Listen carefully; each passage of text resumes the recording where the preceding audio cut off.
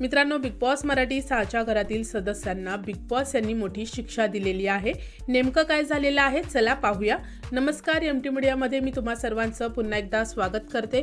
मित्रांनो, आजचा एपिसोड संपल्यानंतर उद्याच्या एपिसोडचा प्रोमो समोर आलेला आहे आणि घरातील सदस्यांनी घरामध्ये पूर्णपणे पसारा करून ठेवलेला आहे। सगळं सामान अस्तव्यस्त पडलेलं पाहायला मिळतंय, घर एकदम घाणेरडं केलेलं पाहायला मिळतंय आणि यावर बिग बॉस त्यांचा राग व्यक्त करताना दिसतायत।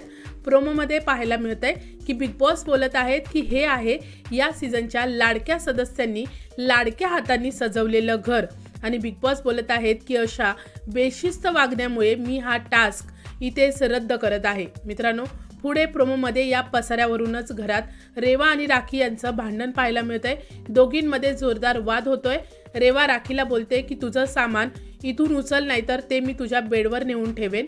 हे ऐकताच राखी भडकते आणि सगळं सामान रेवाच्या बेडवर टाकते आणि बोलते, दम असेल तर आता इथून हलवून दाखव। मित्रांनो, आता प्रश्न असा आहे की टास्क रद्द झाल्यानंतर पुढे काय होणार आणि बिग बॉस सदस्यांना अजून कोणती शिक्षा देणार हे पाहणं खूपच इंटरेस्टिंग असणार आहे।